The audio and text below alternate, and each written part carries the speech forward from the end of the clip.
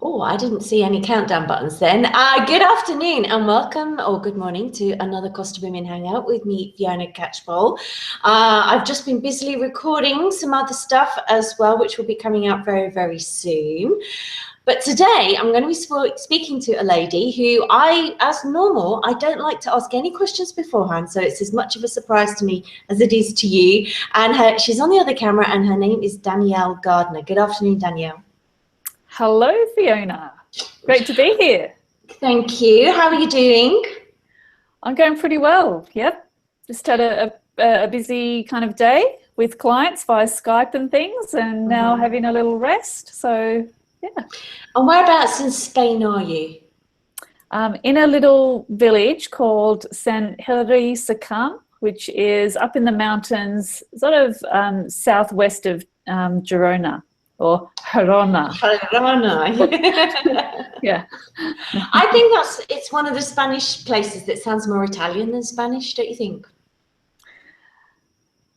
I hadn't thought of it like that, but what's interesting is here is really in the heart of Catalonia, and they would much rather speak Catalan than Castellano.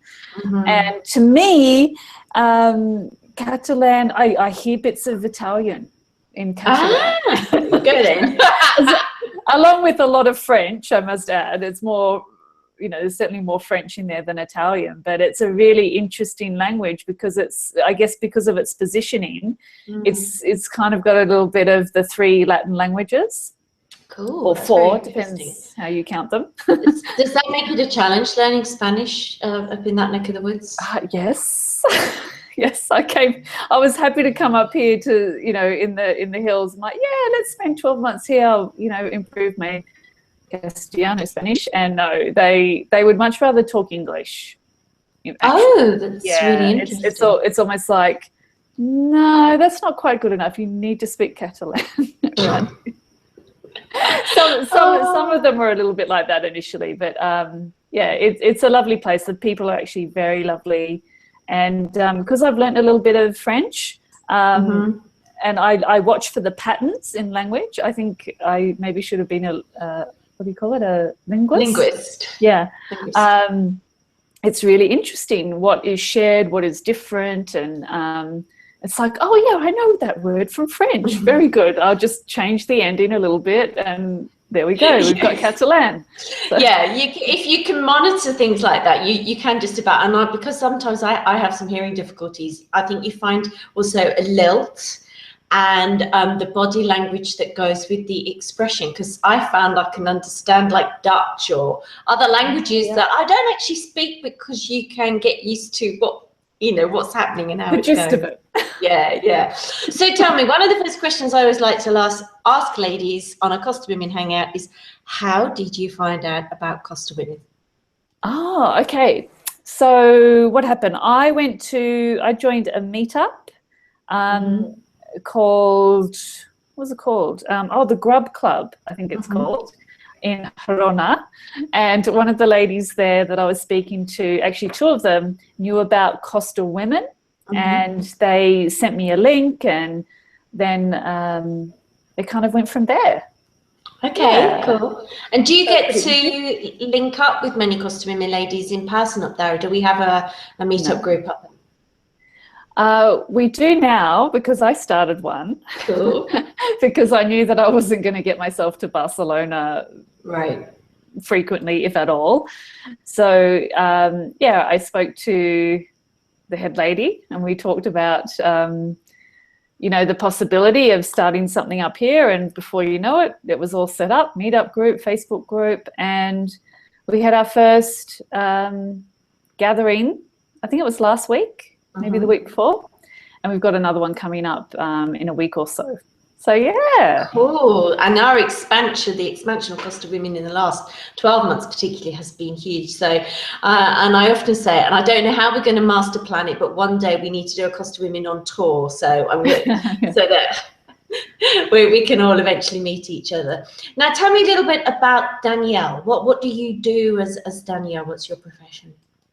Sure. So I'm helping women who have a service-based business Generally, it's like a holistic type service-based business, such as healing, helping, mentoring, coaching, intuitive / psychic type work. So it's women who are doing something a little bit alternative, but they're helping other women generally achieve a certain goal. So whether it be something to do with their business or their relationships or their health or whatever. And I'm a business mentor to them, and really I'm specializing in helping them market themselves, because as someone who came from that sort of paradigm of healing and intuitive and all that kind of that domain, what tends to happen is we use language that is very meaningful to us,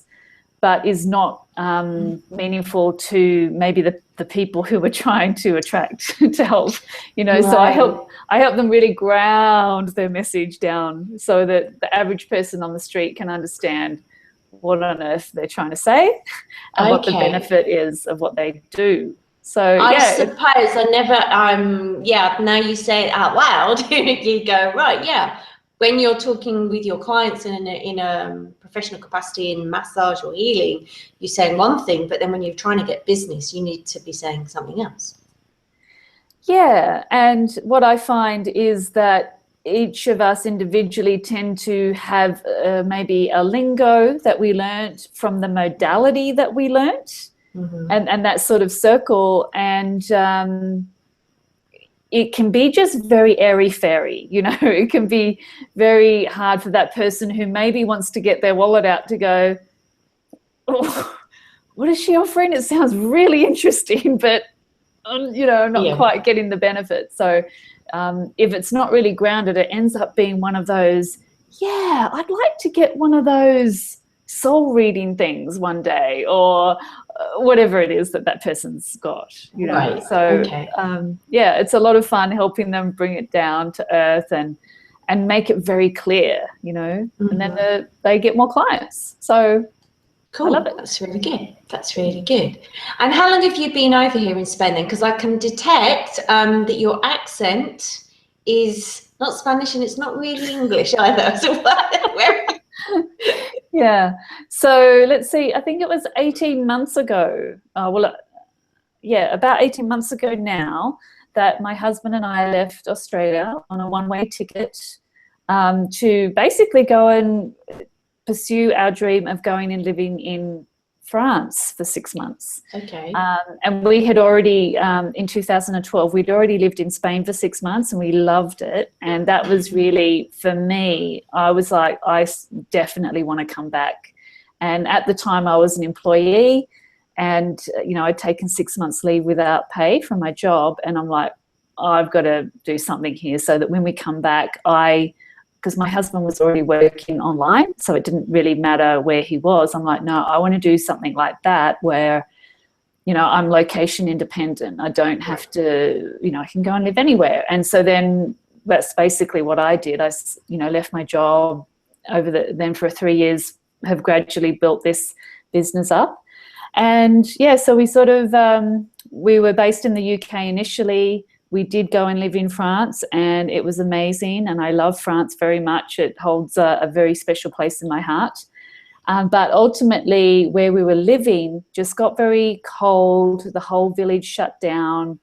The place we were living wasn't set up for coldness, basically. And I couldn't wait to get the hell out of there. And we found it very challenging to find an alternative place that didn't cost a bomb.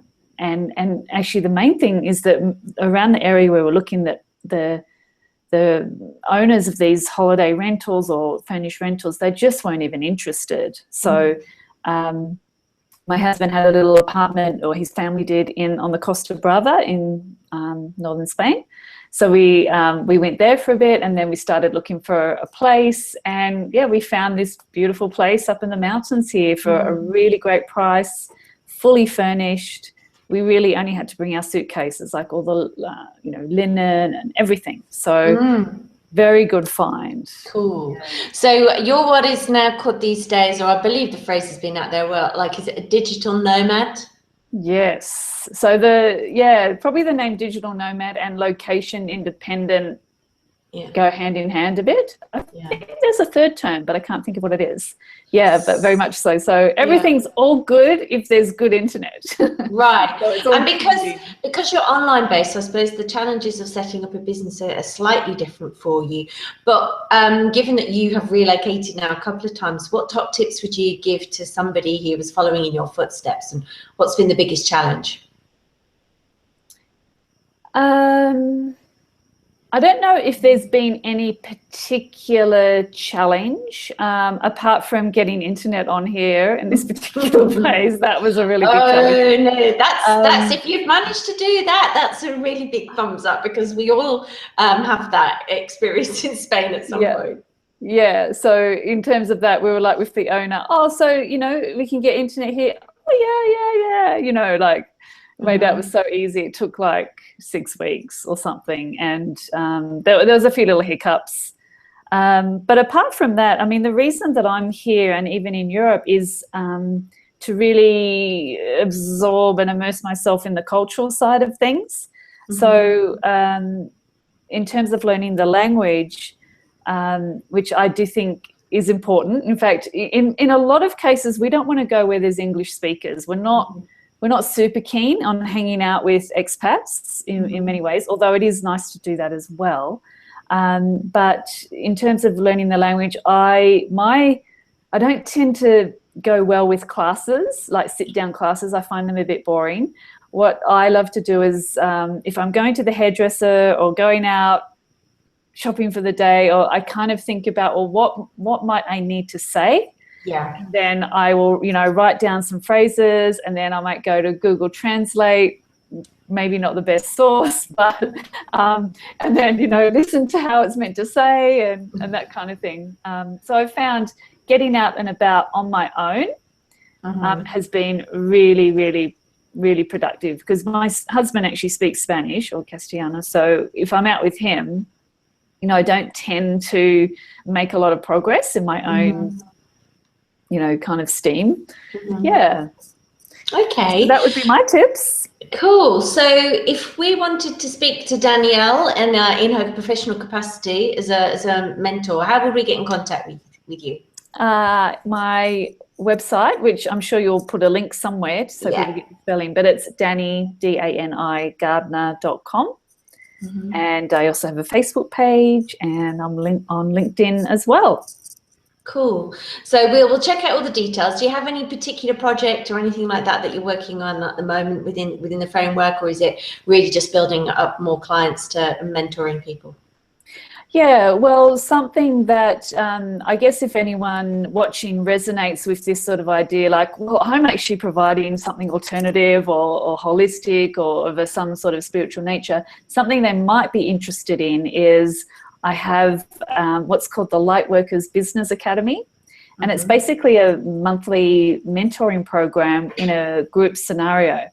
And I do that along with private coaching, but the academy is really great. It's really low cost. It's like $49 US a month, and you get access to various tutorials, 2 live calls a month with me, and a private Facebook group. And in that space, I give people feedback on their marketing and their offers, and clarifying who their ideal client is, and all of that kind of stuff. So it's a great way for people to get support with building their business, really.